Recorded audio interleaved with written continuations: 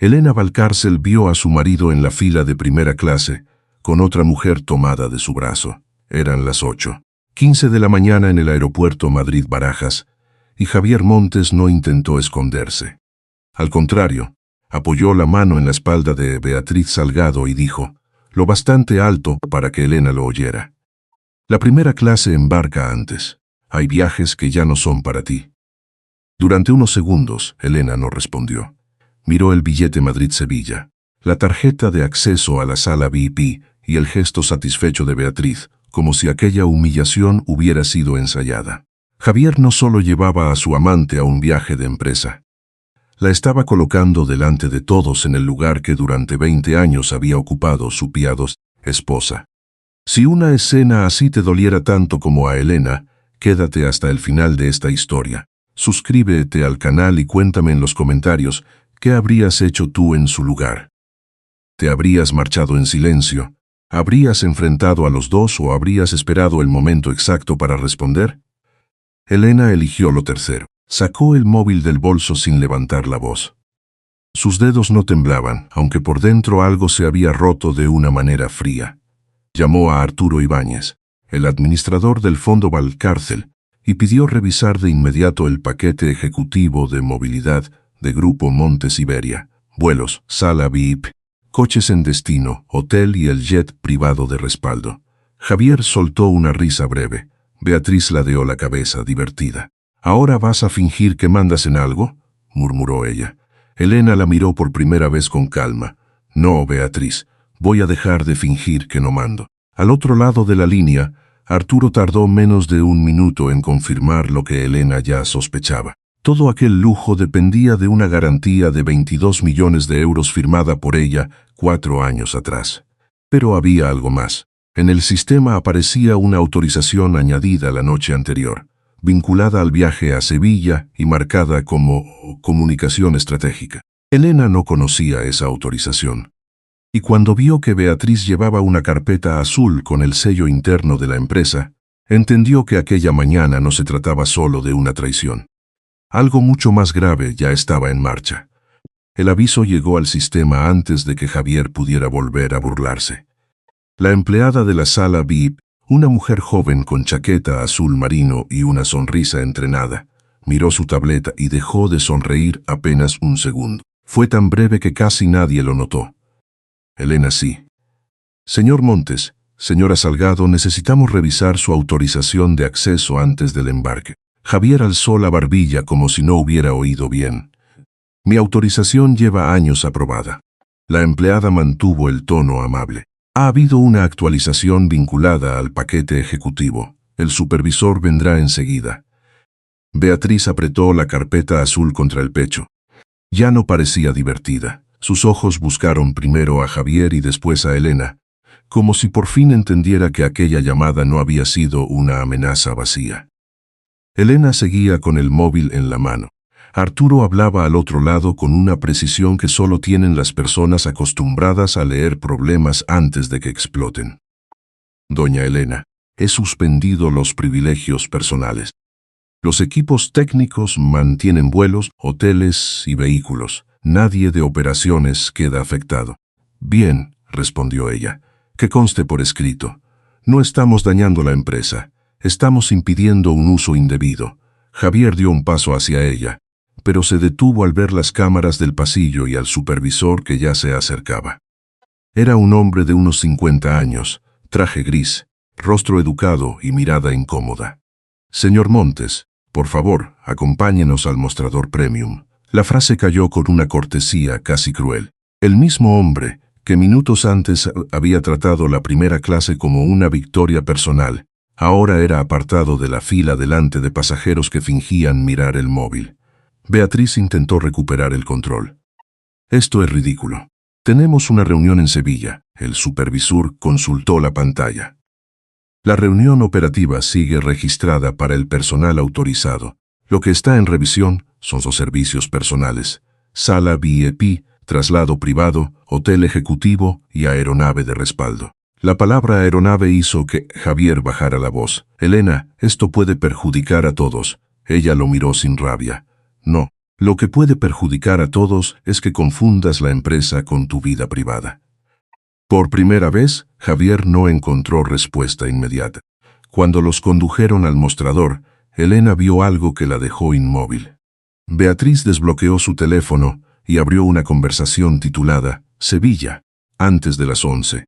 En la vista previa aparecía una frase incompleta. Si ella bloquea el fondo, usamos la nota. Beatriz apagó la pantalla enseguida, pero Elena ya la había visto. Y entonces comprendió que alguien había preparado un segundo plan antes incluso de llegar al aeropuerto. Elena salió de la zona de embarque sin mirar atrás, pero no se fue del aeropuerto. Se sentó en una mesa apartada de una cafetería, pidió un café solo y abrió en el móvil el acceso privado del fondo Valcárcel. La frase que había visto en el teléfono de Beatriz seguía golpeándole la memoria. Si ella bloquea el fondo, usamos la nota. No era una frase improvisada. Nadie escribe eso si no espera un bloqueo. Nadie prepara una nota si no sabe que algo puede salir mal. Arturo volvió a llamarla mientras ella removía el café sin beberlo. Doña Elena, he encontrado la autorización añadida. Se creó anoche a las 22:47 desde una credencial temporal de comunicación ejecutiva. Elena cerró los ojos un instante. Comunicación ejecutiva. Beatriz. ¿Quién la validó? Arturo tardó en responder. La presidencia. Figura como aprobación del señor Montes. La mano de Elena quedó quieta sobre la taza. Durante años, había aprendido a respirar antes de contestar. Primero en casa, luego en las reuniones, después en los silencios largos del matrimonio. Esa mañana volvió a hacerlo, pero el aire ya no le alcanzó igual. 4 años antes, Grupo Montes Iberia había estado a punto de caer. Javier lo explicó entonces como una tensión pasajera, una mala temporada después de abrir rutas privadas en Madrid, Barcelona y Valencia. Elena recordaba otra cosa, llamadas de proveedores a medianoche, 5 contratos estratégicos en riesgo y una línea de crédito cerrada por falta de garantías. Ella firmó. No delante de cámaras, ni en una cena de gala, ni junto a un titular elegante de prensa económica. Firmó en un despacho pequeño con Arturo al lado, mientras Javier esperaba en otra sala, fingiendo que aquello no lo humillaba. El Fondo Valcárcel garantizó 14,8 millones de euros para que 430 empleados siguieran cobrando y la empresa no se rompiera por dentro. Al principio, Elena creyó que ese gesto los uniría. Pensó que Javier recordaría quién estuvo allí cuando los aplausos se apagaron.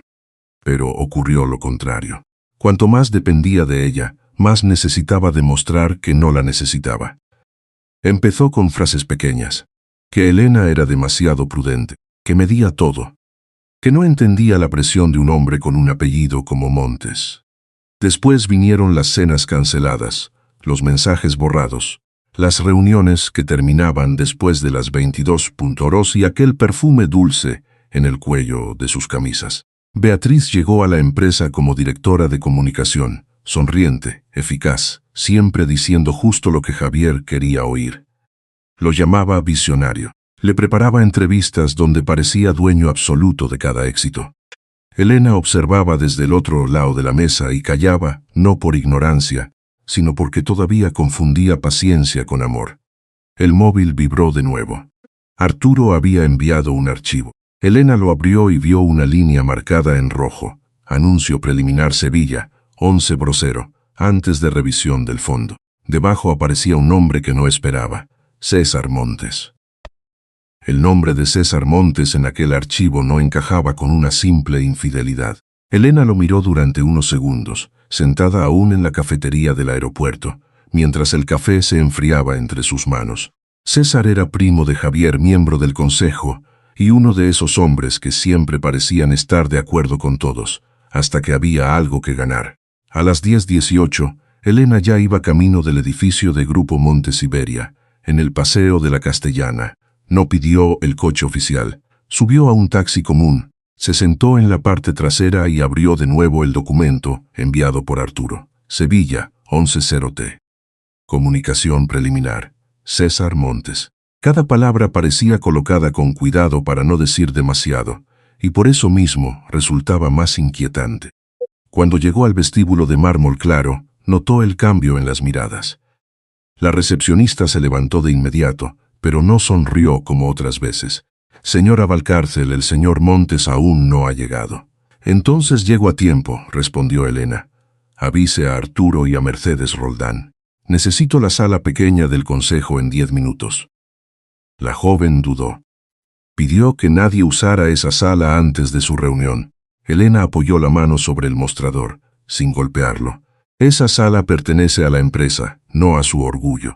Subió en el ascensor privado con la carpeta azul, ocupándole la cabeza. Al abrirse las puertas del último piso, Marina Soler, la secretaria de Javier, estaba de pie junto al pasillo. Tenía una tableta contra el pecho y el rostro pálido de quien ya había recibido demasiadas llamadas. «Doña Elena». Don Javier dijo que cualquier cambio debía pasar por él. Elena la miró con una calma cansada. «Marina, hoy vamos a comprobar cuántas cosas pasaron por él sin que nadie las leyera». La secretaria bajó la vista y no se movió. En el despacho de Javier había señales de prisa. 2 tazas de café, una con marca de carmín rosado, un sobre de hotel en Sevilla, un folio doblado bajo el teclado. Elena no lo tocó al principio. Lo leyó donde estaba, no ceder ante Elena antes del anuncio.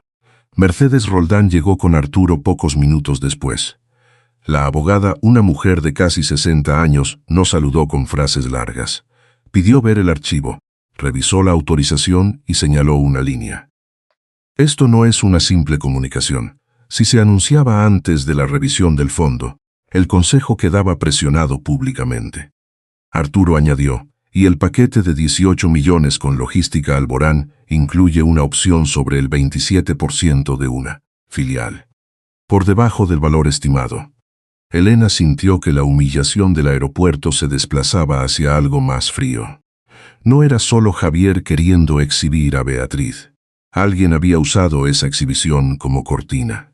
A las 11, los consejeros entraron en la sala principal. Javier llegó tarde, con Beatriz detrás. Ella llevaba el mismo bolso, la misma carpeta azul y un gesto cuidadosamente herido. «Esto es una crisis matrimonial disfrazada de gestión», dijo Javier antes de sentarse. Beatriz añadió suave. «Una esposa despechada puede hacer muchos daño cuando controla demasiado dinero».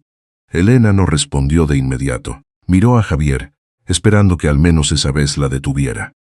Él bajó los ojos hacia la mesa. Y en ese silencio, Elena entendió que el daño ya no venía solo de la traición, sino de todo lo que él estaba dispuesto a permitir para no quedar pequeño delante de Beatriz. Entonces Mercedes abrió su portátil y proyectó la primera página recuperada. En la esquina inferior aparecía 1:22:47 y debajo, una firma digital. Javier Montes. La firma digital de Javier quedó proyectada en la pared, como una mancha que nadie sabía cómo limpiar. Durante unos segundos, en la sala solo se oyó el zumbido suave del aire acondicionado y el roce de una silla cuando alguien se movió incómodo. Javier miró la pantalla, después a Mercedes y por último a Elena. «Yo no autoricé eso de esa forma», no lo dijo con fuerza. Lo dijo como quien empieza a comprender que quizá había firmado algo que no se había permitido leer. Mercedes no cambió el tono. «La autorización salió desde Presidencia. La pregunta es si usted sabía para qué iba a usarse». Beatriz dejó la carpeta azul sobre sus rodillas. Por primera vez desde que había entrado no sonreía. Se inclinó hacia Javier y murmuró algo que Elena no alcanzó a oír, pero sí vio el gesto, una orden pequeña disfrazada de apoyo. Elena apoyó las manos sobre la mesa. «Antes de seguir, quiero que conste algo. No he bloqueado la operación de Sevilla. He bloqueado privilegios personales usados fuera de control. Si alguien intenta vender esto como un ataque emocional, tendrá que explicar por qué una directora de comunicación llevaba documentos financieros sin soinario. Autorización del consejo». Beatriz levantó la vista. «Yo llevaba material de apoyo para la reunión. Entonces no tendrá problema en abrir la carpeta». La sala quedó quieta. Beatriz no la abrió. Javier se giró hacia ella, por primera vez con una duda visible en el rostro. Ella respiró hondo, como si la acusación la ofendiera más que el contenido de la carpeta. «Esto es absurdo». Elena está usando su poder para humillarte delante del consejo. Esa frase habría funcionado otros días. Javier habría apretado la mandíbula. Habría mirado a Elena como si ella fuera una amenaza para su autoridad. Pero esa mañana algo se había roto también en él. No por culpa, todavía no, por miedo. Arturo se acercó a Elena y dejó su móvil junto al suyo. Acaba de llegar esto desde el grupo de dirección. Lo enviaron por error a Marina, y ella me lo ha reenviado. Era un audio de 23 segundos. Elena no quiso reproducirlo de inmediato. Miró a Marina, que estaba pálida y con los dedos apretados contra la tableta. La joven asintió apenas, como quien sabe que ya no puede seguir escondiéndose detrás del silencio. Elena pulsó reproducir. La voz de Beatriz llenó la sala, baja, irritada y clara. Mientras Elena controle el fondo Valcárcel, yo seguiré siendo solo la otra. Javier necesita entender que no basta con sacarla de su cama. Hay que sacarla del centro. Nadie habló. Beatriz cerró los ojos un instante, no de vergüenza, sino de rabia por haber sido descubierta. Javier la miró con una lentitud dolorosa. ¿Qué significa eso? Ella abrió los ojos y eligió atacar. Significa que todos sabíamos lo que nadie se atrevía a decir, que tu esposa no te ama, te administra. Elena sintió el golpe, pero no bajó la mirada. Había escuchado versiones de esa frase durante años, dichas con menos veneno y más elegancia. Fría, calculadora, demasiado prudente. Siempre era más fácil llamar control a la mujer que impedía el desastre. Mercedes intervino antes de que la conversación se hundiera en lo personal. Tenemos además un intento de acceso al directorio de garantías del Fondo Valcárcel a las 23:12. Se usó una credencial temporal de comunicación ejecutiva. Patricia León, una de las consejeras independientes, se inclinó hacia adelante. ¿Quién creó esa esencial? Mercedes pasó a la siguiente pantalla. Presidencia la autorizó para materiales de prensa. Después fue usada para buscar contratos financieros. Javier se llevó una mano a la frente. Yo autoricé prensa, no finanzas. Elena lo miró con una tristeza seca. Abriste una puerta sin mirar quién estaba detrás. En ese momento, Arturo recibió otro mensaje. Leyó rápido, y su expresión cambió. Elena, ¿hay algo más? Pablo Mena, el consultor de logística Alborán, estuvo en Barajas esta mañana. Las cámaras internas lo muestran entregando una carpeta azul a la señora Salgado antes del embarque. Beatriz apretó los labios. Javier se puso de pie lentamente, como si el suelo hubiera dejado de pertenecerle. Y Elena entendió que la amante no solo había entrado en su matrimonio. Había entrado en la empresa con un mapa, una llave y alguien esperándola al otro lado. La noticia salió antes de que terminara la reunión. No llevaba nombres propios, pero bastaba para encender Madrid. Grupo Montes Iberia revisa procesos internos tras irregularidades en movilidad ejecutiva. Elena lo vio en el móvil de Arturo, en una alerta de prensa económica, mientras Javier seguía de pie junto a la mesa y Beatriz fingía no mirar a nadie. En la planta baja, los empleados ya hablaban en voz baja cerca de las máquinas de café. Nadie sabía todo, pero todos entendían lo suficiente. Cuando una empresa empieza a temblar desde arriba, el miedo siempre llega primero a quienes menos culpa tienen. Elena dejó el teléfono sobre la mesa. Quiero un comunicado interno antes de que lo lean por terceros. Salarios, operaciones y contratos aprobados siguen protegidos. Que eso quede claro. Javier la miró como si aquella frase le molestara y le aliviara al mismo tiempo. Beatriz apretó la mandíbula. Ella había esperado a una esposa herida, no a una mujer cuidando la estructura que los demás estaban usando como arma. Entonces habló César Montes. Hasta ese momento había permanecido al fondo con las manos cruzadas y una expresión de falsa prudencia. Era el tipo de hombre que nunca levantaba la voz porque prefería que otros parecieran agresivos por él. Elena tiene razón en una cosa, dijo. La empresa necesita protección.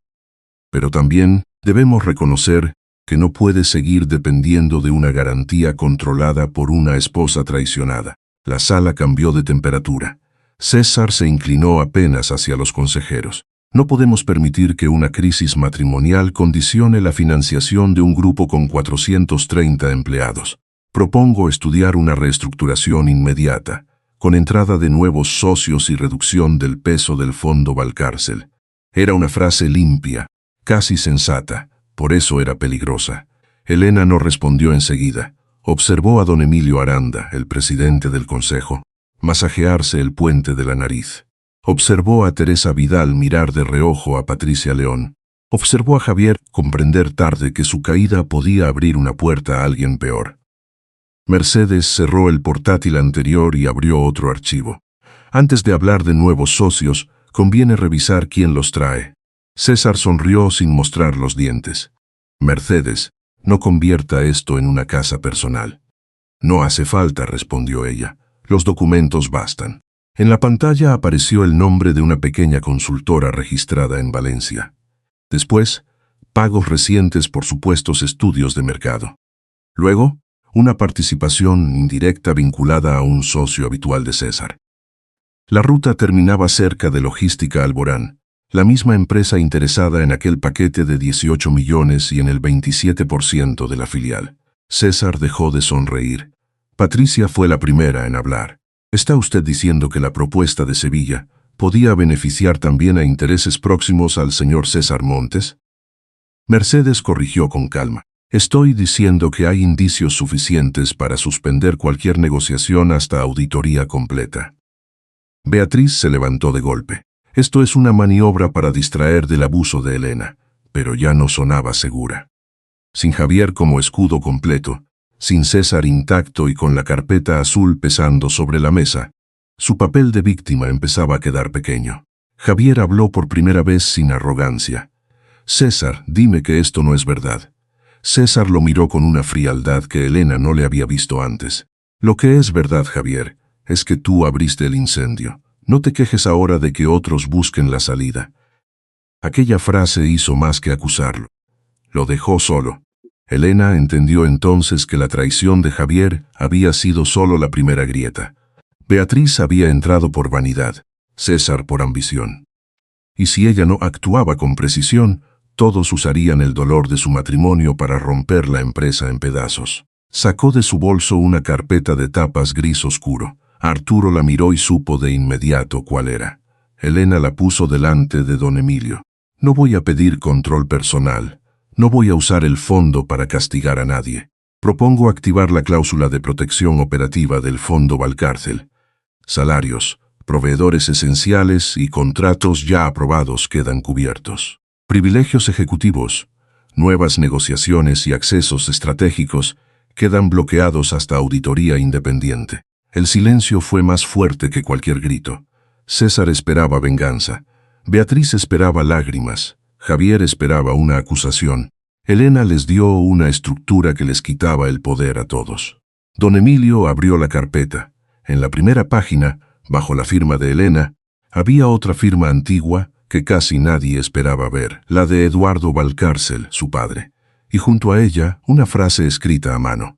Para cuando la vanidad de otros ponga en riesgo lo que ella salvó. La frase escrita por Eduardo Valcárcel dejó a la Sasa en un silencio distinto. No era miedo. Era la sensación incómoda de descubrir que Elena no había llegado a improvisar una venganza, sino a activar una defensa que llevaba años esperando el momento exacto. Don Emilio leyó la cláusula 2 veces. Después se quitó las gafas y miró a Javier, a César, a Beatriz, y por último a Elena. Esto permite bloquear privilegios ejecutivos, suspender negociaciones no aprobadas y proteger pagos esenciales mientras dure una auditoría independiente. Exactamente, César se removió en la silla. Eso es un abuso de posición. El fondo Valcárcel no puede secuestrar la empresa. Elena no levantó la voz. No la estoy secuestrando. Estoy impidiendo que otros la vendan por partes mientras todos miran mi matrimonio roto. La frase cayó sin adornos. Javier bajó la mirada.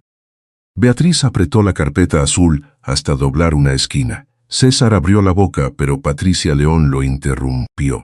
Antes de hablar de abuso, quiero votar la suspensión inmediata de cualquier negociación con Logística Alborán. Teresa Vidal asintió, y la retirada de accesos estratégicos a cualquier persona sin cargo formal aprobado por el Consejo. Beatriz se puso rígida. «Eso va por mí, va por los hechos», respondió Teresa. «Si encaja, debería preguntarse por qué». La votación fue rápida, pero no ligera. 1 por 1. Los consejeros aprobaron la auditoría ampliada, el bloqueo de privilegios ejecutivos personales y la suspensión de la operación con logística Alborán. César votó en contra. Un consejero cercano a él dudó hasta el final, pero al ver los documentos de Mercedes, se abstuvo. Javier quedó suspendido de la presidencia ejecutiva hasta el cierre de la auditoría. No fue una caída ruidosa, fue peor para él. Don Emilio le pidió que entregara la tarjeta premium de empresa, las autorizaciones de viaje, el acceso al jet privado y la aprobación individual de gastos. Todo se hizo sobre la mesa, con papeles simples y firmas ordenadas. Elena vio cómo Javier sacaba la cartera. Durante años, él había usado esos objetos como si fueran una extensión natural de su importancia. Ahora parecían piezas pequeñas de un disfraz que ya no le quedaba. La empresa mantendrá salarios, proveedores esenciales y operaciones aprobadas, dijo Elena. Ningún empleado pagará por esto. Esa frase cambió la sala más que cualquier acusación. Marina, que seguía cerca de la puerta, se llevó una mano al pecho, casi sin darse cuenta. Beatriz intentó recuperar el centro. ¿Y yo? ¿Van a dejar que me echen por una grabación sacada de contexto? Mercedes cerró una carpeta. No se la está despidiendo hoy. Se le retiran accesos, credenciales y participación en cualquier asunto del grupo hasta aclarar su situación contractual. También firmará una obligación de confidencialidad y preservación de documentos. Beatriz minujairoó a Javier esperando protección. Él no se la dio. No porque fuera valiente, sino porque por fin había entendido que defenderla significaba hundirse más. «Javier», susurró ella. Él respondió sin mirarla. «Entrega la carpeta». La humillación de Beatriz no necesitó gritos. Su castigo empezó en ese gesto sencillo: abrir el bolso, sacar la carpeta azul y dejarla sobre la mesa como quien entrega una llave robada. César fue el siguiente en perder el suelo. Mercedes proyectó los pagos de la consultora vinculada a su entorno y las reuniones no declaradas con personas cercanas a Logística Alborán. Don Emilio ordenó abrir investigación por conflicto de interés. César pidió prudencia familiar. Nadie repitió la palabra familia. Ya había sido usada demasiadas veces para tapar conveniencias. Al final de la tarde, Javier aceptó hablar ante los empleados. No lo hizo desde la gran sala de presidencia, sino desde el auditorio interno, con las mangas de la camisa ligeramente arrugadas y el rostro más viejo de lo que Elena recordaba. «Usé la estructura de la empresa como extensión de mi orgullo», dijo. «Permití que una relación personal afectara decisiones internas. Firmé sin leer. Fallé a quienes trabajan aquí y a quien sostuvo esta casa, cuando yo preferí fingir que no necesitaba ayuda». No mencionó a Elena para pedir perdón público. No culpó a Beatriz. No atacó a César. Por primera vez, sus palabras no buscaban salvar su imagen, solo reconocer el daño. Elena escuchó desde la última fila. No sintió triunfo. Sintió algo más sobrio, más difícil. La justicia empezando a ocupar el lugar donde antes solo había vergüenza. Cuando el discurso terminó, recibió un mensaje de Mercedes. «Beatriz acaba de publicar. Dice que una mujer rica la está destruyendo por despecho». Elena miró la pantalla. Luego miró la carpeta azul sobre sus rodillas. Dentro, además de documentos financieros, había una copia impresa de un correo enviado por Beatriz a Pablo Mena. La última línea decía: «Si Elena responde, la convertimos en la villana antes de que pueda explicar nada». Mercedes no respondió a la publicación de Beatriz con insultos ni comunicados largos. Envió una notificación legal sencilla. Adjuntó la copia del correo encontrado en la carpeta azul y exigió la retirada inmediata del mensaje. Antes de que anocheciera, la publicación desapareció. Al día siguiente, Beatriz entregó sus credenciales, firmó el acuerdo de confidencialidad y salió del edificio por la puerta lateral, sin cámaras, sin aplausos y sin nadie esperando para abrirle paso. César tampoco tuvo una caída teatral. La auditoría encontró suficientes vínculos con la consultora relacionada con logística Alborán. Pidió apartarse del consejo por motivos personales, pero todos entendieron lo que significaba. Su nombre dejó de sonar en los pasillos con respeto y empezó a sonar con cautela. Javier no volvió a la presidencia. Aceptó un cargo consultivo, sin coche oficial, sin jet privado y sin autoridad para aprobar gastos por sí solo. Al principio caminaba por el edificio como un hombre que había perdido una corona. Con el tiempo, empezó a leer cada documento antes de firmarlo. No era redención completa, era consecuencia. Elena pidió el divorcio en el despacho de Mercedes, una mañana clara, con café servido en vasos sencillos y papeles ordenados sobre la mesa. Javier no discutió el fondo Valcárcel, ni el apartamento del barrio de Salamanca, ni el apellido que ella decidió quitar de su firma. Solo dijo, no voy a pelear por lo que nunca fue mío. Elena lo miró con una tristeza serena. Aquella frase llegaba tarde, pero al menos ya no venía disfrazada. Meses después, ella abrió una oficina más pequeña en Valencia, con ventanas grandes y luz de mañana. En su mesa no había fotografías de bodas ni premios de empresa. Había una carpeta gris, la pluma de su padre y una taza de café que por fin podía enfriarse sin que nadie le exigiera salvar algo. Un año después, Elena volvió a Madrid Barajas. Viajaba a Málaga para hablar sobre liderazgo femenino y empresas familiares. Caminó sola por el mismo pasillo donde un día Javier intentó hacerla sentir invisible. Esta vez, la empleada sonrió al revisar su billete. Buen viaje, señora Valcárcel. Elena sostuvo el pasaporte con calma afuera. Un avión avanzaba hacia la pista bajo un cielo límeo. No miró atrás. Solo respiró hondo y siguió caminando, ligera, como quien ya no necesita primera clase para saber cuánto vale. Hay traiciones que no empiezan en una cama, ni terminan con una firma. A veces empiezan cuando una persona entrega demasiado de sí misma, y la otra se acostumbra a recibirlo como si fuera un derecho. Elena no perdió solo un matrimonio, perdió años de silencio, de esfuerzo escondido, de proteger a un hombre que confundió ayuda con humillación. Pero su verdadera victoria no fue cancelar un jet privado, ni ver caer a Beatriz, ni escuchar a Javier reconocer sus errores. Su victoria fue no convertirse en lo mismo que la hirió. Pudo destruir por rabia, pero eligió ordenar la verdad. Pudo usar el dinero como venganza, pero lo usó como límite. Pudo quedarse esperando una disculpa perfecta, pero entendió que la dignidad no debe depender del arrepentimiento de quien nos dañó. La confianza es hermosa cuando camina junto a la claridad, pero cuando alguien llama frialdad a tu prudencia o control a tu necesidad de protegerte, conviene detenerse y mirar bien. Amar no significa desaparecer para que otro parezca más grande. A veces, la justicia no hace ruido. Solo devuelve a cada quien el peso de sus actos. Y a quien fue herido, le devuelve algo más valioso, la paz de volver a pertenecerse.